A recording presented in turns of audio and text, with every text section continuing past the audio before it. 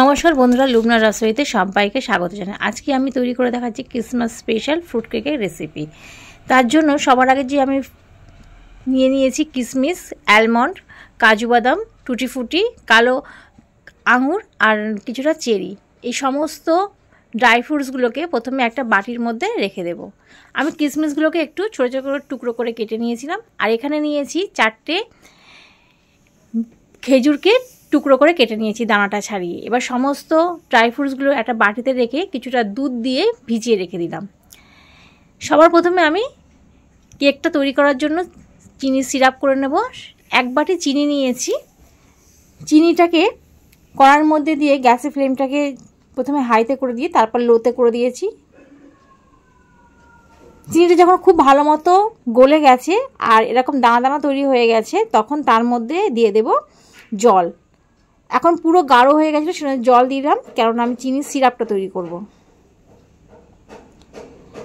গ্যাসের ফ্লেমটা একদম বন্ধ করে রেখে দিলাম। এদিকে আমি একটা বাটির মধ্যে নিয়ে নিলাম 1 কাপ দুধ। তাতে দিয়ে দিলাম 2 চামচ সাদা তেল আর কয়েক ফোঁটা দিয়ে দিলাম ভ্যানিলা এসেন্স। এই সমস্তগুলো উপকরণগুলোকে প্রথমে খুব ভালো করে এটাকে মিশিয়ে নিচ্ছি।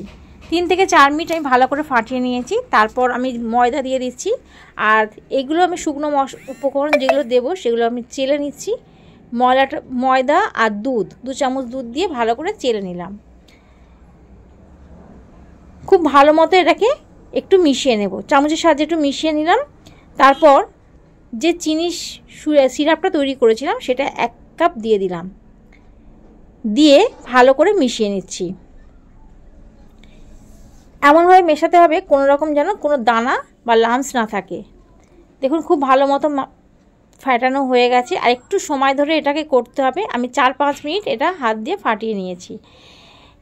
ব্যাটারটা একটু পাতলা লাগলো, তার জন্য আরও 1.5 চামচ মতো ময়দা এখানে যোগ করলাম, দিয়ে আবারও খুব ভালো করে এটাকে মিশিয়ে নিচ্ছি। ব্যাটারটা এরকম তৈরি করতে হবে, কেননা আমি এখানে ড্রাই ফ্রুটস যোগ করব আর একটু দুধ থাকে, সেই জন্য একটু ঘন করে নিলাম। সমস্ত ড্রাই ফ্রুটসগুলোকে দিয়ে আবারও একটু ফাটিয়ে নিচ্ছি।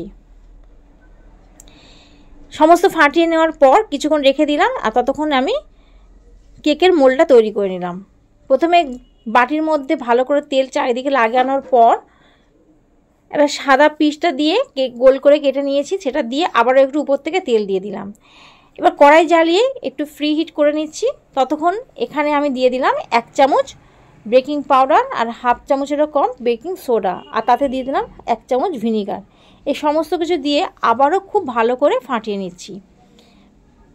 বেকিং পাউডার আর বেকিং সোডাটা দিয়ে খুব বেশিক্ষণ রাখবো না, জাস্ট কয়েক সেকেন্ড ফাটিয়ে নেওয়ার পর এবার বোলের মধ্যে দিয়ে দিলাম।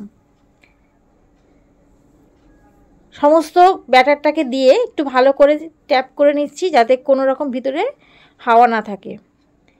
এদিকে একটু ফ্রি হিট করা হয়ে গেছে। তারপর আমি বাটিটা বসিয়ে দিলাম। 20 মিনিট ঢাকনা চাপা দিয়ে একদম লো ফ্লেমে রেখে দিয়েছিলাম। তারপর ঢাকনাটা খুলে উপর থেকে আমি কিছুটা ড্রাই ফ্রুটস দিয়ে দেব। কাজু, কিশমিশ, আমার কাছে যা যা ছিল সেগুলো সবগুলোই দিচ্ছি।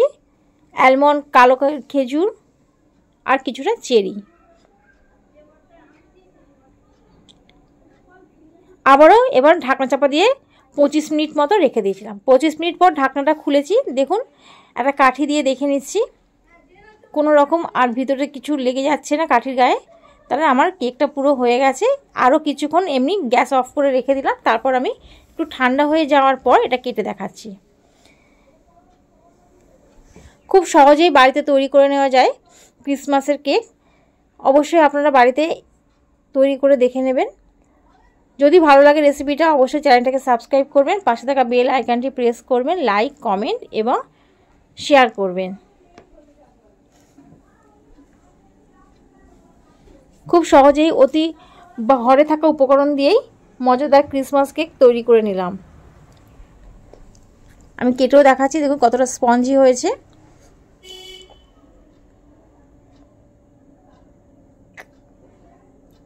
আজকে তাহলে এই পর্যন্ত। আমি আবারও হাজির হয়ে যাব নতুন কোনো ভিডিও নিয়ে। ততক্ষণের জন্য ভালো থাকবেন, সুস্থ থাকবেন। আর ভিডিওটি দেখার জন্য ধন্যবাদ।